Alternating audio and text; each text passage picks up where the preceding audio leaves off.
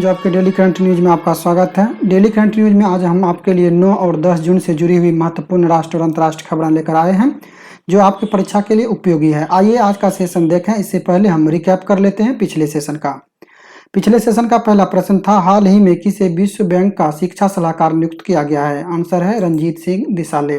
रंजीत सिंह दिसाले को पिछले साल विश्व शिक्षक पुरस्कार से भी सम्मानित किया गया था। नेक्स्ट प्रश्न है, नेशनल ग्रीन ट्रिब्यूनल एनजीटी राष्ट्रीय हरित अधिकरण ने किस नदी कार्य योजना को लागू करने का दिशा निर्देश दिया है? आंसर है विश्वामित्री नदी और यह नदी गुजरात में स्थित है। हाल ही में भारत सरकार द्वारा कब तक पेट्रोल में 20% एथेनॉल मिश्रण का लक्ष्य रखा गया है? आंसर है 2025 तक, जबकि यह लक्ष्य पहले 2030 तक रखा गया था। विश्व खाद्य सुरक्षा दिवस कब मनाया जाता है? आंसर है 7 जून। नेक्स्ट प्रश्न है, किस राज्य सरकार ने महिलाओं को हर माह मुफ्त सैनिटरी पैड देने के लिए उड़ान योजना शुरू की है? आंसर है पंजाब। विश्व पर्यावरण दिवस के मौके पर प्रधानमंत्री नरेंद्र मोदी ने E100 प्रोजेक्ट की शुरुआत कहां से की है? आंसर है पुणे। किस केंद्रीय मंत्री ने राज्य और केंद्र शासित प्रदेशों के लिए परफॉर्मेंस ग्रेडिंग इंडेक्स 2019-20 जारी किया है? आंसर है रमेश पोखरियाल निशंक और इसमें पंजाब अव्वल रहा है। चर्चा में आए रायमोना नेशनल पार्क किस राज्य में स्थित है? आंसर है असम और यह असम का छठा राष्ट्रीय उद्यान होगा। विश्व महासागर दिवस कब मनाया जाता है? आंसर है 8 जून। Formula 1 race Azerbaijan grand prix 2021 का खिताब किसने जीता? आंसर है सर्जियो पेरेज।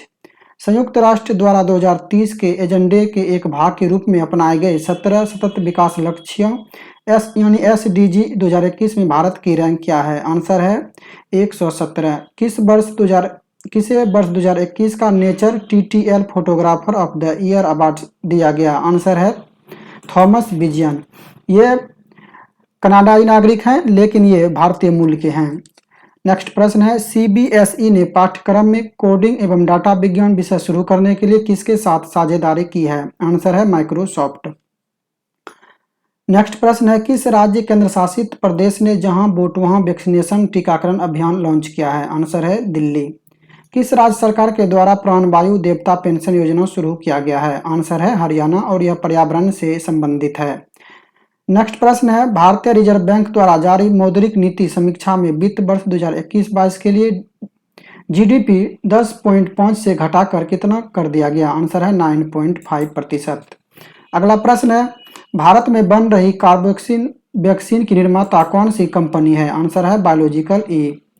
नेक्स्ट क्वेश्चन है, किस राज्य सरकार ने मुख्यमंत्री अनुप्रति कोचिंग योजना शुरू किया है? आंसर है राजस्थान। किस संगठन ने लापता व्यक्तियों की पहचान DNA के माध्यम से करने हेतु आई फैमिलिया नामक वैश्विक डाटाबेस लॉन्च किया है? आंसर है इंटरपोल। किसे देश की पहली इलेक्ट्रिक व्हीकल सिटी के रूप में विकसित किया जाएगा? आंसर है केवड़िया। अभी आप पिछले सेशन का रिकैप देख रहे थे। अब आइए हम बात करते हैं आज के सेशन पर। आज के सेशन का पहला प्रश्न है, किसे संयुक्त राष्ट्र महासभा के 76वें सत्र का नया अध्यक्ष चुना गया? अब्दुल्ला शाहिदी, जलमई रसूल, NB रमना या फिर अजय सेठ? आंसर है option number A Abdullah Shahidi. ये मालदीव के विदेश मंत्री हैं। इन्हें संयुक्त राष्ट्र महासभा के 76वें सत्र के लिए अध्यक्ष चुना गया है। इनका कार्यकाल 2021 से 22 तक होगा। इन्होंने अफगानिस्तान के जलमई रसूल को पराजित किया। अब आइए देखते हैं हाल के दिनों में हुई कुछ प्रमुख नियुक्तियां। WHO के कार्यकारी बोर्ड के नए अध्यक्ष डॉक्टर पैट्रिक अमोत को चुने गए हैं। अंतर्राष्ट्रीय नारकोटिक के नए अध्यक्ष जगजीत पावड़िया को नियुक्त किया गया है। वहीं टोक्यो ओलंपिक में एम्पायरिंग करने वाले एकमात्र भारतीय हैं अशोक कुमार। अगला प्रश्न है, भारत को संयुक्त राष्ट्र आर्थिक और सामाजिक परिषद यानी United nation economic and social council में किस अवधि के लिए चुना गया? 2022 से 24, 2024 से 26, 2021 से 23 या फिर 2022 से 25? आंसर है ऑप्शन नंबर ए 2022 से 24। संयुक्त राष्ट्र आर्थिक और सामाजिक परिषद संयुक्त राष्ट्र के 6 प्रमुख अंगों में से एक है। इसकी स्थापना 1945 में हुई थी। भारत को एशिया प्रशांत देशों में चुना गया है। इस कैटेगरी में भारत के अलावा अफगानिस्तान, कजाकिस्तान और ओमान को चुना गया है। लॉन्च पुस्तक 1232 kilometre the long journey home नामक पुस्तक के लेखक कौन हैं? अरुंधति राय, रस्किन बॉन्ड, सलमान रश्दी या फिर विनोद कापरी? आंसर है ऑप्शन नंबर डी विनोद कापरी। विनोद कापरी ने इस पुस्तक में प्रवासी मजदूरों की घर वापसी पर वर्णन किया है, जिसमें बिहार के 7 प्रवासी श्रमिकों का वर्णन किया गया है, जो 1232 किलोमीटर की यात्रा साइकिल से गाजियाबाद से चलकर बिहार के सहरसा तक का सफर पूरा किया है। अगला प्रश्न है, किस फिल्म को 67वें राष्ट्रीय फिल्म पुरस्कारों में सर्वश्रेष्ठ फिल्म का अवार्ड दिया गया? छिछोरे, नोमैडलैंड, थप्पड़ या फिर वाटर बरियल? आंसर है option number D, water burial. Water burial ये अरुणाचल प्रदेश की फिल्म है और यह पर्यावरण के संरक्षण पर आधारित है। देखते हैं अन्य ऑप्शन। छिछोरे, इसे कुछ दिन पहले 66वें राष्ट्रीय फिल्म पुरस्कार से सम्मानित किया गया था। नोमैडलैंड, इसे 53वां ऑस्कर अवार्ड दिया गया है और थप्पड़ को 66वें फिल्म फेयर अवार्ड 2021 से सम्मानित किया गया है। अगला प्रश्न है, शिफान हसन ने world athletic continental tour gold event में महिला की 10,000 मीटर दौड़ मात्र 29 मिनट 06.82 सेकंड में पूरा कर नया रिकॉर्ड कायम किया। ये किस देश का एथलेटिक्स है? इथोपिया, नीदरलैंड, चीन या फिर मलेशिया? आंसर है ऑप्शन नंबर बी, नीदरलैंड। पहले यह रिकॉर्ड इथोपिया के अल्माज आयना के नाम था, जिन्होंने 29 मिनट 17.4 सेकंड में यह दौड़ पूरा की थी। आइए देखते हैं अगले प्रश्न को। The state of India environment report 2021 के अनुसार भारत की रैंक क्या है? 110वीं, 115वीं, 117वीं या फिर 142वीं? आंसर है ऑप्शन नंबर सी, 117वीं। पिछले साल की तुलना में भारत को इस बार 2 रैंकों का नुकसान हुआ है। भारत की रैंकिंग भूटान, नेपाल, श्रीलंका और बांग्लादेश से भी कम है। आइए देखते हैं अगले प्रश्न को। हाल ही में बिमस्टेक का 24वां स्थापना दिवस मनाया गया। आपको बताना है निम्नलिखित में से कौन सा देश बिमस्टेक का सदस्य देश नहीं है? बांग्लादेश, म्यांमार, पाकिस्तान या फिर थाईलैंड? आंसर है option number C, Pakistan. BIMSTEC का पूर्ण रूप है bay of Bengal initiative for multi sectoral technical and economic corporation. इसके महासचिव हैं तेंजिन लेकफेल। बिमस्टेक के सदस्य देश हैं भारत, बांग्लादेश, म्यांमार, श्रीलंका, थाईलैंड, नेपाल और भूटान। इसकी स्थापना 1997 में बांग्लादेश के ढाका में हुआ था। बढ़ते हैं अगले प्रश्न की ओर। अगला प्रश्न है, भारत पे कब तक के लिए आईसीसी का ऑफिशियल पार्टनर बना है? 2024, 2023, 2022 या फिर 2025? आंसर है ऑप्शन नंबर बी, 2023। 3 साल के लिए भारत पे को आईसीसी का ऑफिशियल पार्टनर बनाया गया है। अब से 2023 तक आईसीसी के जितने भी क्रिकेट टूर्नामेंट आयोजित होगा, इसमें ये पार्टिसिपेट होंगे। अगला प्रश्न है, चर्चा में रहे जंगी थोपन पोवाड़ी जल विद्युत परियोजना किस नदी पर निर्मित किया जाएगा? सतलज, गंगा, चंबल या फिर कोसी? आंसर है ऑप्शन नंबर ए, सतलज। यह बांध चर्चा में इसलिए है क्योंकि यह बांध हिमाचल प्रदेश के सतलज नदी पर बनाया जाएगा, जिसका स्थानीय लोग काफी विरोध कर रहा है। इस योजना के तहत एक बांध बनाया जाएगा जिससे उनके आसपास के वन्य क्षेत्र जलमग्न हो जाएगा, जिसके कारण यहाँ के स्थानीय निवासी इसका विरोध कर रहा है, जिसके बाद यह चर्चा में आया।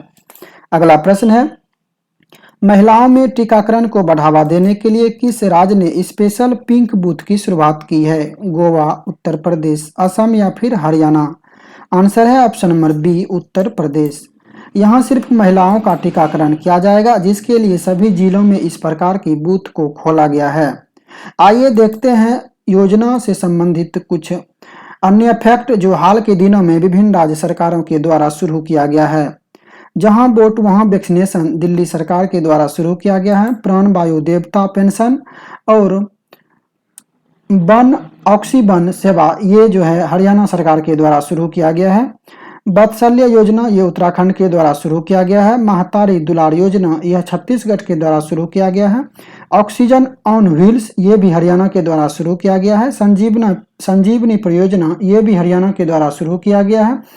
शिशु सेवा योजना ये असम के द्वारा शुरू किया गया है। मुख्यमंत्री कोविड बाल सेवा योजना ये मध्य प्रदेश के द्वारा शुरू किया गया है। मिशन हौसला उत्तराखंड के द्वारा शुरू किया गया है। स्मार्ट किचन योजना ये केरल सरकार के द्वारा शुरू किया गया है। अनुप्रीति कोचिंग योजना राजस्थान के द्वारा शुरू किया गया है। पर्वत धारा योजना हिमाचल प्रदेश के द्वारा शुरू किया गया है। यूनिटैब योजना हाल ही में लद्दाख के द्वारा शुरू किया गया है। अंकुर योजना जो कि पर्यावरण को बढ़ावा देने से संबंधित है, मध्य प्रदेश के द्वारा शुरू किया गया है। और लक्ष्मी भंडार योजना ये पश्चिम बंगाल सरकार के द्वारा शुरू किया गया है। तो ये थे विभिन्न योजना, आप इसे जरूर याद रखें। अगला प्रश्न है, किसने स्फूर्ति प्रिया को भारत में शिकायत अधिकारी नियुक्त किया है? फेसबुक, व्हाट्सएप, गूगल या फिर टेलीग्राम? आंसर है ऑप्शन नंबर ए, फेसबुक। आपको बता दें कि कुछ दिन पूर्व ही व्हाट्सएप ने परेश बी लाल को भारत में शिकायत अधिकारी नियुक्त किया था। बढ़ते हैं अगले प्रश्न की ओर। अगला प्रश्न है, कौन भारतीय दिग्गज फुटबॉल खिलाड़ी लियोनेल मेसी को पीछे छोड़ते हुए सर्वाधिक गोल करने के मामले में दूसरे स्थान पर पहुंच गए हैं? बाईचुंग भूटिया, सुनील छेत्री, अनिरुद्ध थापा या फिर नरेंद्र गहलोत? आंसर है option number B, Sunil Chhetri. आपको बता दें कि सर्वाधिक गोल करने का रिकॉर्ड पुर्तगाल के क्रिस्टियानो रोनाल्डो के नाम है, जिन्होंने 103 गोल किए हैं। अगला प्रश्न है, नीति आयोग ने किसके साथ मिलकर सुरक्षित हम सुरक्षित तुम अभियान शुरू किया है? फेसबुक, पीरामल फाउंडेशन, संयुक्त राष्ट्र या फिर माइक्रोसॉफ्ट? आंसर है option number B, Piramal foundation. इस अभियान की शुरुआत 112 जिलों से शुरू की गई है। हाल ही में G7 संगठन ने बहुराष्ट्रीय कंपनियों पर कम से कम कितना प्रतिशत वैश्विक न्यूनतम टैक्स लगाने के ऐतिहासिक समझौते का समर्थन किया? 15%, 10%, 5% या फिर 8%? आंसर है ऑप्शन नंबर ए, 15%। लेकिन अगर कंपनी बड़े और ज़्यादा मुनाफा वाली हो तो इस पर कोई भी देश अलग से वो अपने मन मुताबिक 10% एक्स्ट्रा टैक्स लगा सकता है, लेकिन वास्तविक टैक्स जो है कम से कम वो 15% निर्धारित किया गया। बहुराष्ट्र कंपनी वो होते हैं जो जिनका कारोबार एक से अधिक देशों में होता है। अगला प्रश्न है,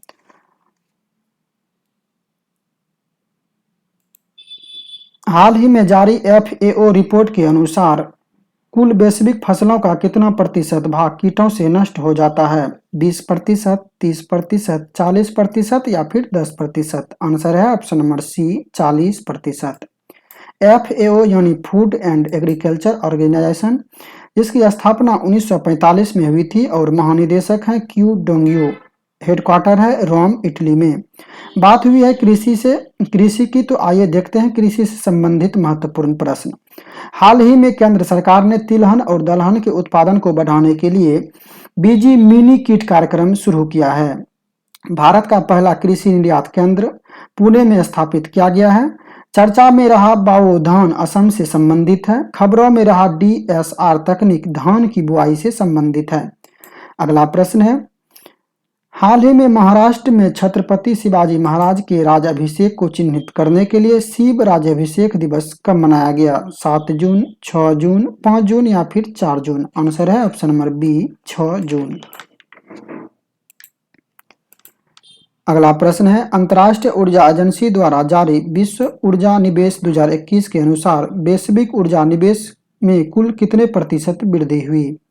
10%, 4%, 9% या फिर 12%? आंसर है ऑप्शन नंबर ए, 10%।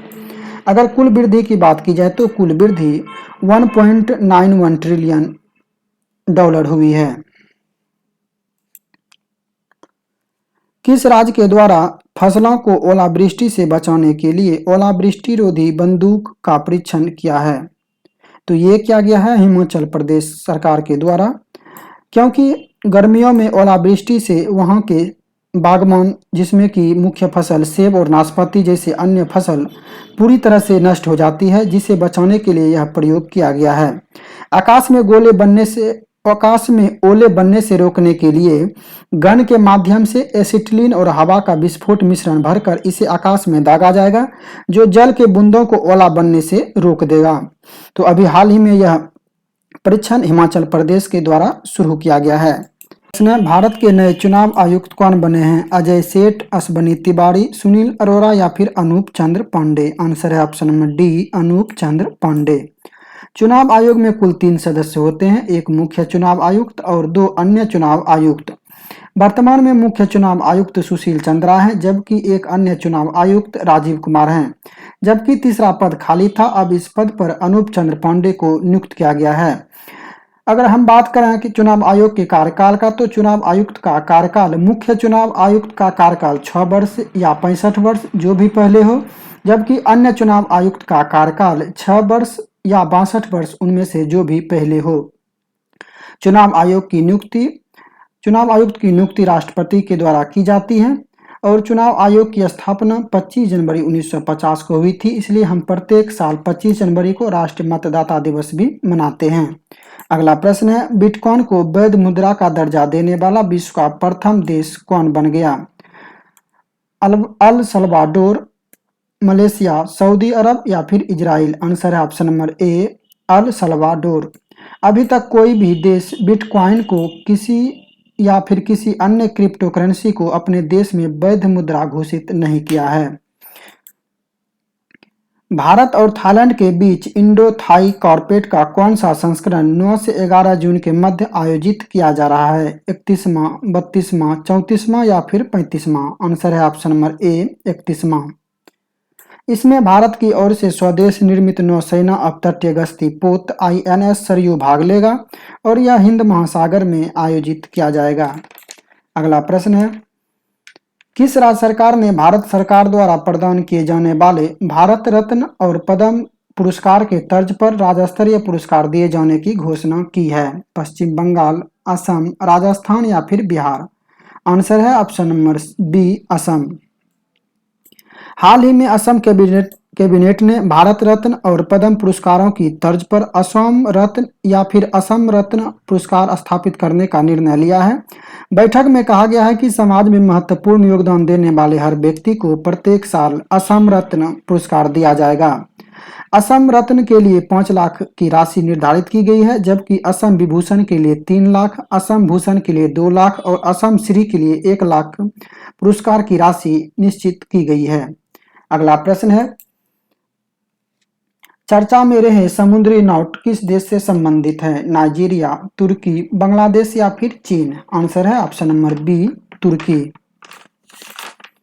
यह तुर्की के मरमरा सागर में देखने को मिला है। यह एक चिपचिपा और लसलसा पदार्थ है जो शैवालों की अत्यधिक वृद्धि से होता है और यह समुद्र के लिए खतरा पैदा कर सकता है, जिसके कारण यह चर्चा में है। अगला प्रश्न है, कौन सा राज्य एनीमिया मुक्त भारत सूचकांक 2021 में शीर्ष पर रहा? कर्नाटक, केरल, मध्य प्रदेश या फिर गुजरात? आंसर है ऑप्शन नंबर सी, मध्य प्रदेश। एनीमिया मुक्त सूचकांक में मध्य प्रदेश पहले स्थान पर रहा। बात करें कर्नाटक की, तो कर्नाटक नीति आयोग द्वारा जारी भारत नवाचार सूचकांक में पहले स्थान पर है और केरल अभी हाल ही में नीति आयोग द्वारा जारी SDG इंडेक्स के 3रे संस्करण में पहले स्थान पर रहा।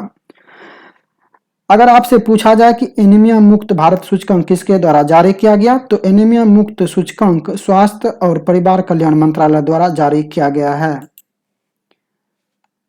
हाल ही में जारी QS वर्ल्ड यूनिवर्सिटी रैंकिंग 2022 में कौन सा यूनिवर्सिटी पहले स्थान पर रहा? Massachusetts university, Harvard university, Xinhua university या फिर बेंगलुरु यूनिवर्सिटी?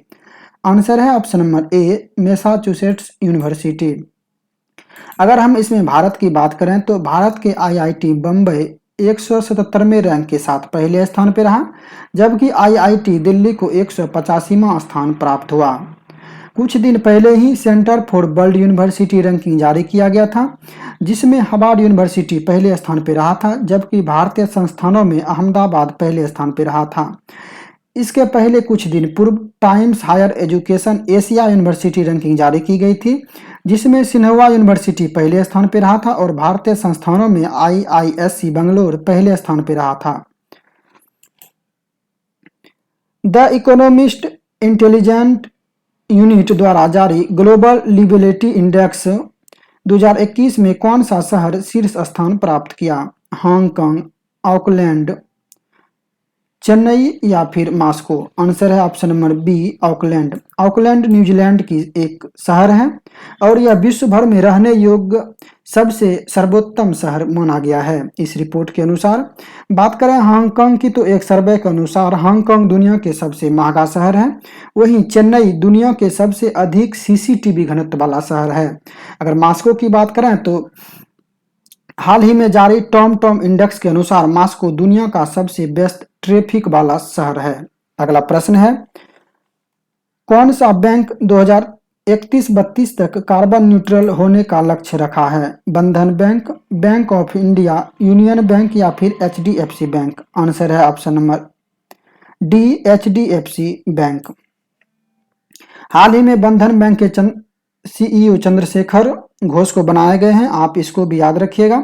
और हाल ही में RBI द्वारा जारी मौद्रिक नीति में भारत का GDP 10.5 से घटाकर 9.5 किया गया है, जबकि रेपो रेट को यथावत रखा गया है। रेपो रेट वर्तमान में 4% है और रिवर्स रेपो रेट 3.35% है, जबकि ब्याज रेट 4.25% है। अगला प्रश्न है, किस देश ने दुनिया का पहला कृत्रिम सूर्य बनाया है? चीन, डेनमार्क, जापान या फिर माली? आंसर है ऑप्शन नंबर ए, चीन। चीन द्वारा बनाए गए यह कृत्रिम सूर्य आम सूर्य से 10 गुना ज्यादा रोशनी देता है। बात करें अब अगले ऑप्शन की, डेनमार्क। हाल ही में डेनमार्क कृत्रिम द्वीप के निर्माण के लिए मंजूरी दी है। जापान दुनिया के पहले ऐसे देश हैं जो लकड़ी से बने हुए उपग्रह को अंतरिक्ष में लॉन्च करेगा। वहीं माली इसे हाल ही में अभी अफ्रीकी संघ के द्वारा निलंबित किया गया है। अगला प्रश्न है, किसे उत्तर प्रदेश मानवाधिकार आयोग का नया अध्यक्ष नियुक्त किया गया है? अरुण कुमार मिश्रा, बालाकृष्ण नारायण, विवेक राम चौधरी या फिर RS सोढ़ी? आंसर है option number B, Balakrishna Narayan. Balakrishna Narayan को उत्तर प्रदेश के मानवाधिकार आयोग का अध्यक्ष चुना गया है, जबकि अरुण कुमार मिश्र पूरे भारत के लिए यानी राष्ट्रीय मानवाधिकार आयोग के अध्यक्ष हैं। वहीं विवेक राम चौधरी को अभी हाल ही में वायुसेना का नया उप प्रमुख नियुक्त किया गया है और RS सोढ़ी को इंटरनेशनल डेयरी फेडरेशन बोर्ड के लिए चुना गया है। अगला प्रश्न है, किस बैंक ने भारत में MSME क्षेत्र को मदद करने हेतु $500 मिलियन की सहायता राशि को मंजूरी दी है? विश्व bank, Asian development bank, new development bank या फिर रिजर्व बैंक? आंसर है ऑप्शन नंबर ए, विश्व बैंक। बात हुई है विश्व बैंक की, तो विश्व बैंक की स्थापना 1944 में की गई थी और अध्यक्ष हैं वर्तमान में डेविड मालपास और मुख्य अर्थशास्त्री हैं कार्मेन रेनहार्ट। और अभी हाल ही में विश्व बैंक के शिक्षा सलाहकार के रूप में भारत के रंजीत दिसाले को चुना गया है। तो आज के सेशन में इतना ही, मिलते हैं किसी अगले वीडियो में। दोस्तों, अगर आप इस चैनल पर नए हैं तो चैनल को सब्सक्राइब कर दीजिए और बेल आइकन को प्रेस कर दीजिए ताकि आने वाले हर वीडियो का नोटिफिकेशन आपको मिलता रहे।